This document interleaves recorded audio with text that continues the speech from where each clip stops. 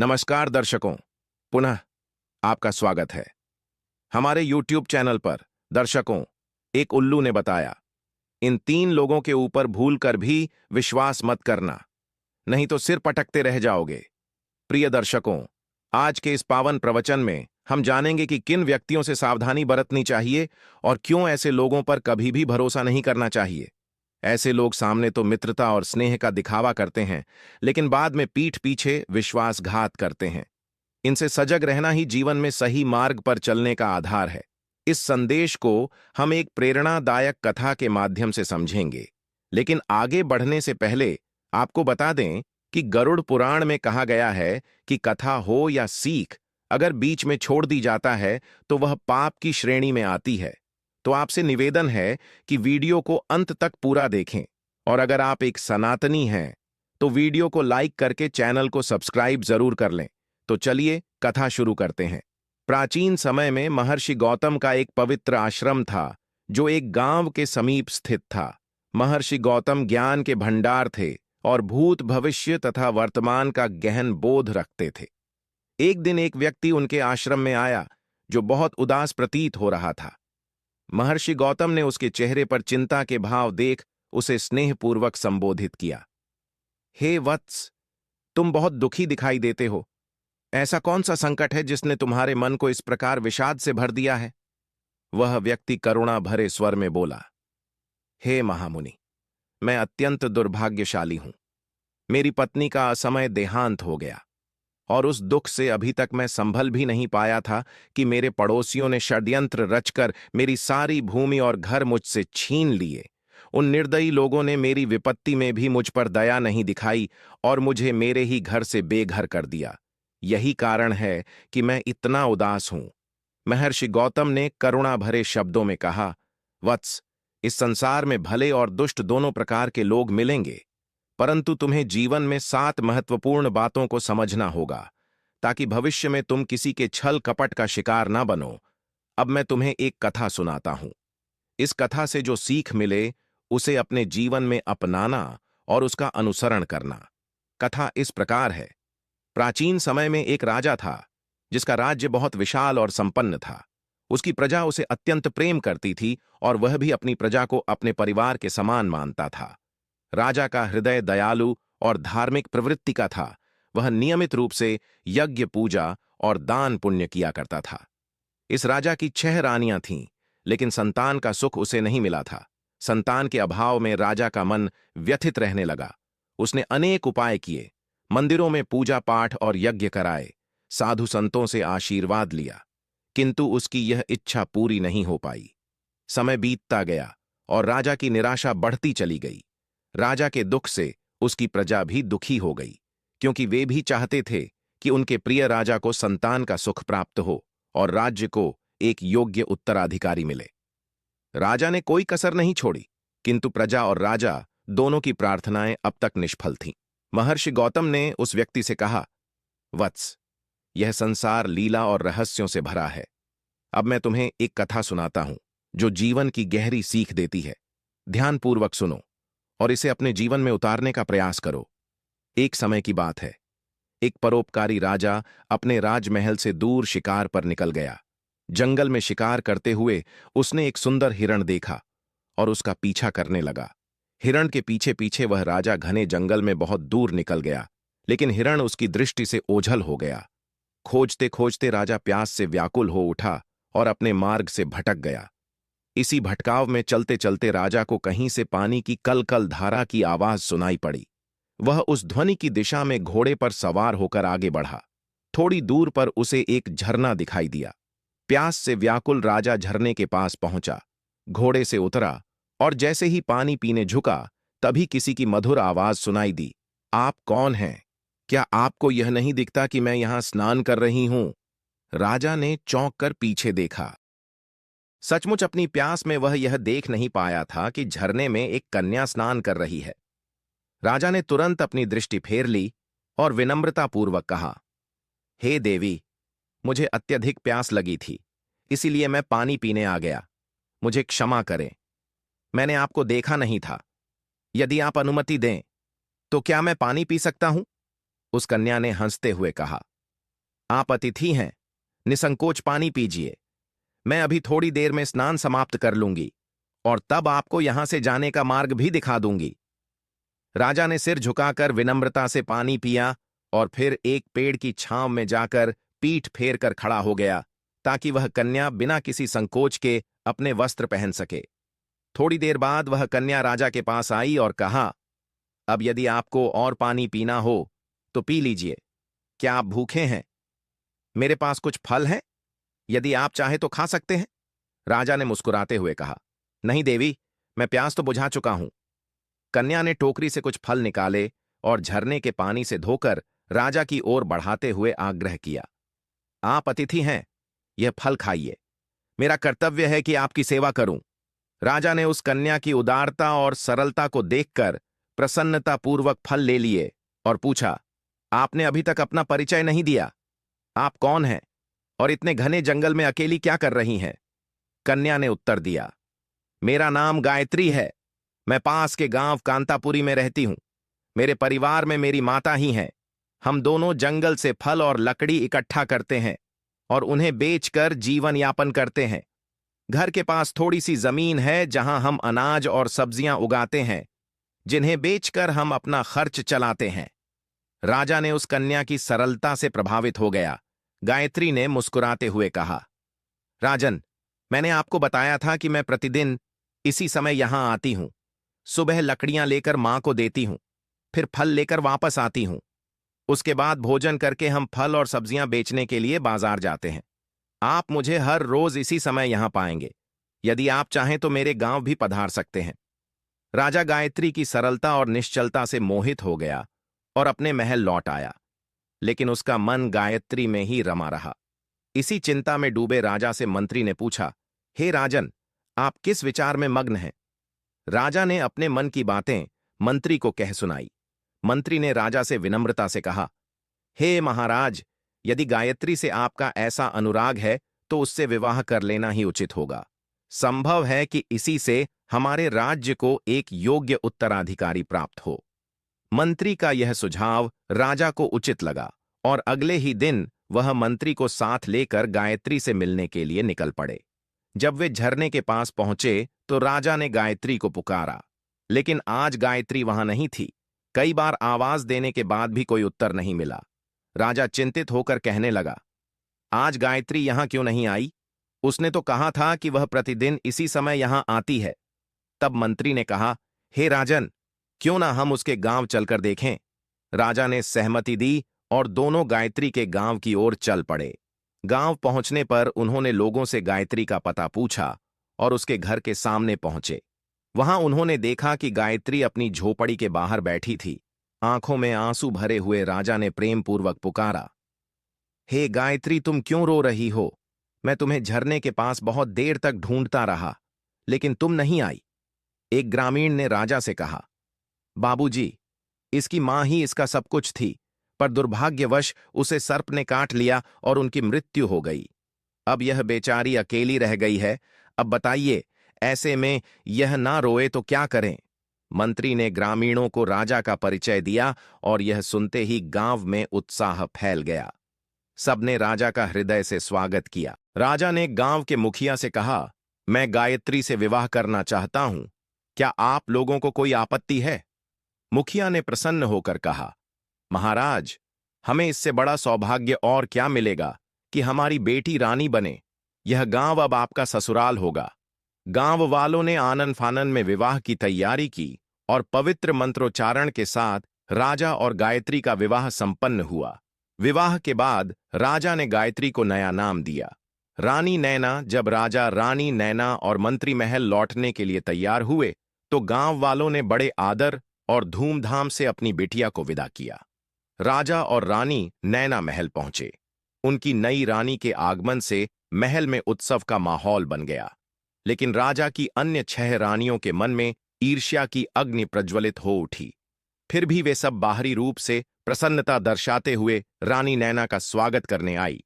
अब राजा का अधिकांश समय रानी नैना के साथ ही व्यतीत होने लगा और उनके प्रेम के प्रभाव से राजा का हृदय भी पहले से अधिक शांत और संतुष्ट हो गया। रानी नैना भोली और सरल हृदय की थी। अपने सरल स्वभाव के कारण वह यह नहीं जान सकी कि उसकी सौतें विशेष रूप से बड़ी रानियां उसके प्रति मन में गहरी ईर्ष्या और द्वेष रखती थीं। समय बीतता गया, परंतु राजा और रानी नैना को संतान की प्राप्ति नहीं हो सकी। एक दिन एक प्रसिद्ध सन्यासी महाराज उस राज्य से होकर गुजर रहे थे। जब मंत्री को यह समाचार मिला तो वह तुरंत राजा के पास पहुंचा और बोला, महाराज, एक महान संत हमारे राज्य में पधारे हैं। क्यों ना उन्हें दरबार में आमंत्रित कर उनसे आशीर्वाद और समाधान प्राप्त किया जाए। राजा ने इस प्रस्ताव को सहर्ष स्वीकार कर लिया और उन संत को आदरपूर्वक राजमहल में बुलवाया। महल में पहुंचने पर राजा ने उनका भव्य स्वागत किया और अपनी चिंता और समस्या उनके समक्ष रखी। राजा ने सभी रानियों को भी दरबार में बुलवा लिया। महात्मा ने किसी भी प्रकार की जल्दबाजी से बचते हुए राजा से कुछ दिन महल में ठहरने की अनुमति मांगी, जिसे राजा ने सहर्ष स्वीकार किया। उन्होंने अपने सेवकों से संत के लिए सभी प्रकार की व्यवस्था का आदेश दिया और रानियों से कहा कि वे भी महात्मा की सेवा में पूरी निष्ठा रखें। बड़ी रानियां संत के पुराने और साधारण वस्त्र देखकर मन ही मन घृणा से भर गई। वे महात्मा की सेवा करने से कतराती और किसी न किसी बहाने से मना कर देती, परंतु छोटी रानी नैना, जो कि विनम्रता और भक्ति में समर्पित थी, उसने अपने मन, वचन और कर्म से संत की सेवा की। उसे अपने रानी होने का कोई अहंकार नहीं था। कुछ समय बाद जब महात्मा प्रस्थान के लिए तैयार हुए, तब उन्होंने सभी को आशीर्वाद दिया। जाते समय उन्होंने रानी नैना को अपने पास बुलाया और कहा, पुत्री, तुमने अपनी सेवा और भक्ति से मेरा हृदय प्रसन्न कर दिया है। तुम्हें बहुत शीघ्र संतान का सुख प्राप्त होगा और इस महल में बच्चों की किलकारियां गूंजेंगी। राजा और रानी नैना ने यह आशीर्वाद सुनकर महात्मा के चरणों में श्रद्धा से प्रणाम किया। कुछ ही समय बाद नैना ने राजा को यह शुभ समाचार दिया कि वह मां बनने वाली है। राजा की प्रसन्नता का कोई ठिकाना नहीं रहा। उन्होंने पूरे महल को नैना की सेवा और देखभाल के लिए नियुक्त कर दिया। उन्होंने कुलगुरु को निर्देश दिया कि प्रतिदिन रानी को प्रेरणादायक और धर्म से जुड़ी कथाएं सुनाई जाएं, ताकि उसका मन प्रसन्न और शांत रहे। जब रानी नैना के गर्भवती होने का समाचार पूरे राज्य में फैला तो चारों ओर हर्ष और उल्लास छा गया। सभी प्रजा ने इस शुभ समाचार से खुश हुई, परंतु बड़ी रानियां भीतर ही भीतर ईर्ष्या से जलने लगीं। वे सोचने लगीं, राजा तो पहले से ही नैना को सबसे अधिक प्रेम करते हैं, अब उसके पुत्र के जन्म के बाद तो उसकी महत्ता और भी बढ़ जाएगी और हम सबकी कोई पूछ न रह जाएगी। समय बीतता गया और नैना के प्रसव का समय निकट आ गया। इसी बीच राज्य की सीमा पर विद्रोहियों ने हमला कर दिया। राजा ने पहले सेनापति को भेजा, पर वह असफल रहा। अंततः राजा को स्वयं युद्ध के लिए प्रस्थान करना पड़ा। जाने से पहले उन्होंने बड़ी रानियों को आदेश दिया कि रानी नैना की देखभाल का पूरा ध्यान रखना, किसी भी प्रकार की कमी ना हो। राजा के जाने के बाद बड़ी रानियों ने इस अवसर का लाभ उठाने का मन बना लिया। वे नैना से मधुर वचनों में बातें करती और प्रसव के लिए कई तरह की सलाह देती, परंतु उनके मन में केवल छल और ईर्ष्या भरी थी। नैना समझ नहीं पा रही थी कि कुलगुरु और बड़ी रानियों की सलाह इतनी अलग क्यों है। वह सोचती, कुलगुरु पुरुष हैं, वे महिलाओं की बातें कैसे समझ सकते हैं। इसी भ्रम में वह बड़ी रानियों की बातों पर विश्वास करने लगी। अंततः एक दिन नैना को प्रसव पीड़ा शुरू हो गई। पीड़ा से व्याकुल होकर उसने बड़ी रानी से सहायता मांगी। दीदी, मुझे बहुत कष्ट हो रहा है, कृपया बताइए कि क्या करना चाहिए। बड़ी रानी, जो ईर्ष्या से भरी हुई थी, मन ही मन षड्यंत्र रचने लगी।